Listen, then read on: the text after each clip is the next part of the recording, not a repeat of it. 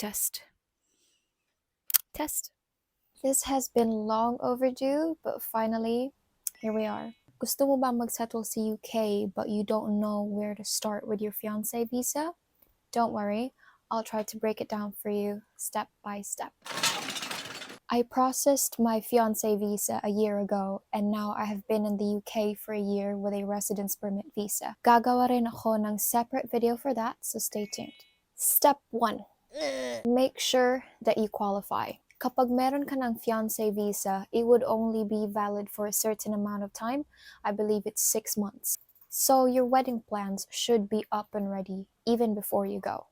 Dapat din na legitimate ang inyong relationship.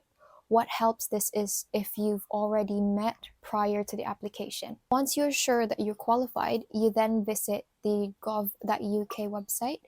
Just search fiance visa application for UK and it would be the first result. You will be then routed to create an account and this is where you can fill out the form. After mo ma-fill out ang form, you will then be routed to book an appointment with VFS for your submission of your documents. In my opinion, I think it's better na prepared na lahat ng documents mo before you allocate an appointment with VFS. Step 2, documents. This is going to be the longest part of my video because gusto kong isa-isahin yung mga documents na aking isinumita. Submitted. Isinumita. There are 2 options for you as well to submit your files. You can scan them and submit a PDF version on the VFS website. There's also an option to bring the physical copy on the day of your appointment and then they can scan it for you.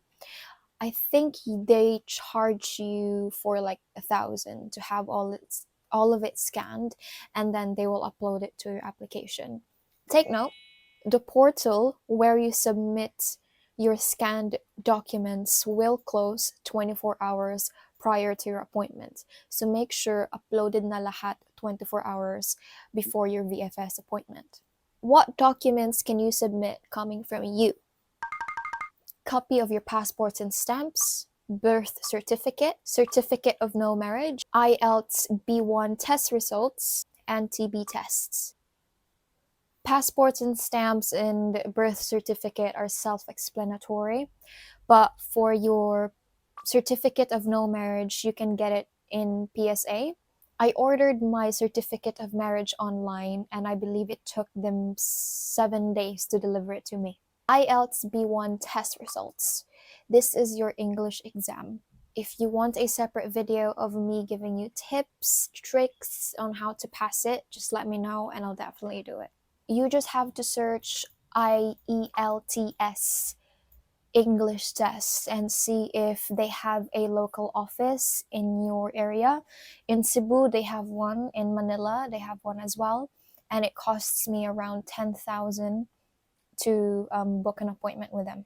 They will then give you a certificate that you pass, you scan that, and then you upload it to your application.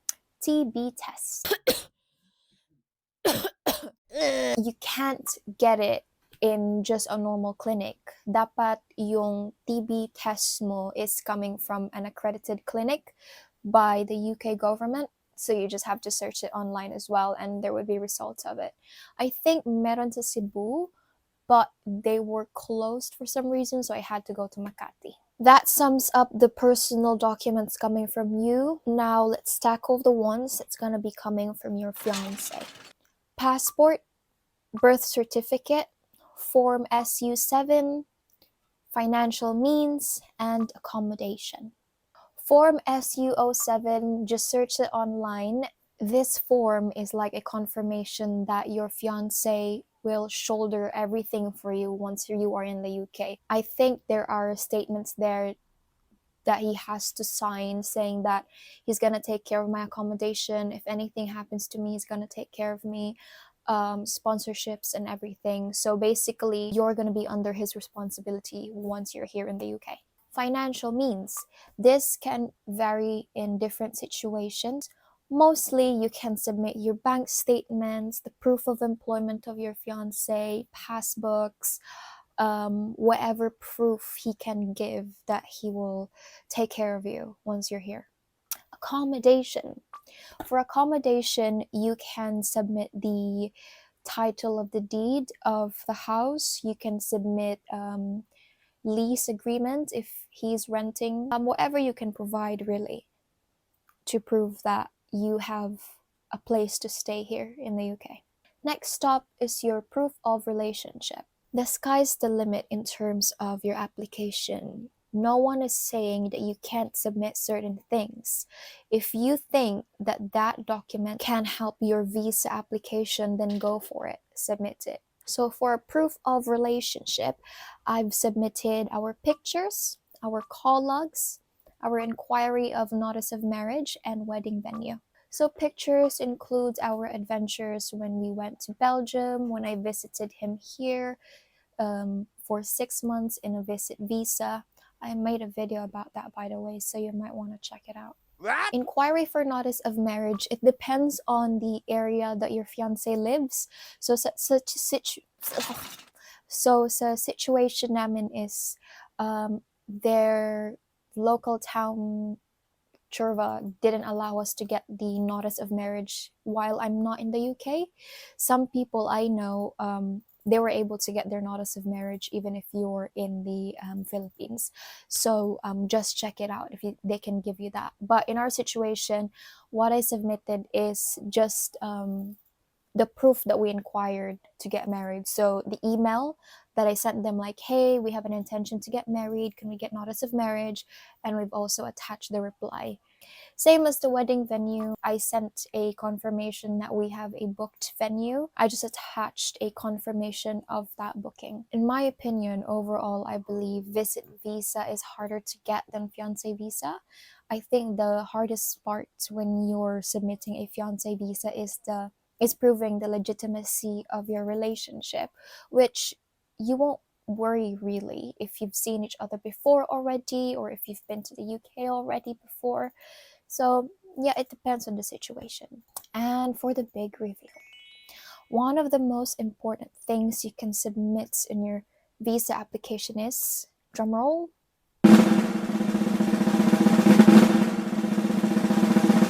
a cover letter.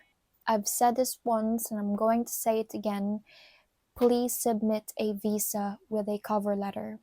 I've made a separate video about this years ago if you want to check it out, but just to summarize what it is, a cover letter will basically explain everything that is in your application. On the visa requirements, hindi nagsasabi na we need a cover letter, but cover letter, I believe, is essential because this is where you can explain what is in your application. This is where you can explain why you didn't include this to your application. I believe I made a mistake in my application as well. I've put my mother's year of birth as 1962 when it should have been 1964, or it must be the other way around, I don't know. But I've explained it on my cover letter as well, saying I've made a mistake when I was filling out the form online and my mother's birthday should be this and that. So you really, really need that cover letter, dear. You need it. What? So far, that's what you need, really. It took a month, I think, for me to get the result of my application. I had to go back actually and had it fixed because they misspelled my last name. I believe there was a mistake, so I had to return it to them, and then they gave it to me after a week. So yeah, if you have any more questions, please feel free to comment down below. I will give the first 5 people that will comment a copy of my cover letter. The last time I made a video, I gave everyone my cover letter, but now thinking about it, it could have been dangerous for me because it's my data and it's not very private to give it to everyone.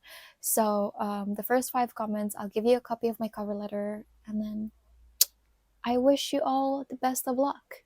If you have any more questions, feel free to message me and feel free to comment, and I will do my best to answer all of it. Thank you for watching. Ang dili mo like, dili ka graduate. What?